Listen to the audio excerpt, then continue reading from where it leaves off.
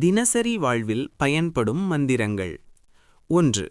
எங்காவது வெளியில் கிளம்பும் முன் கீழ்க்கண்ட மந்திரத்தை 3 தடவை ஜெபித்து விபூதி அல்லது குங்குமம் அணிந்து செல்லவும். குறிப்பாக இன்டர்வியூ, பெரிய மனிதர்களை காண செல்லும் பொழுது இடை பின்பற்றவும்.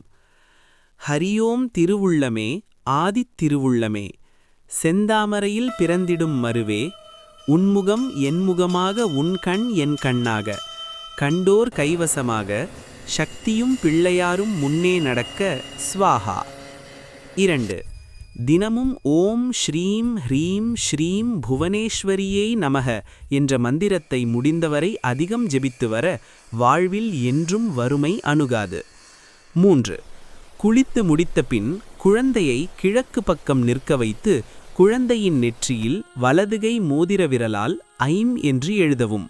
பின் தலையில் கை வைத்து ஓம் ஐம் வத வத வாக்வாதினீ நமக என்று 3 தடவை ஜெபித்து சரஸ்வதியை வேண்டி வாழ்த்தவும். இதனால் எந்த கலையிலும் மேன்மை உண்டாகும்.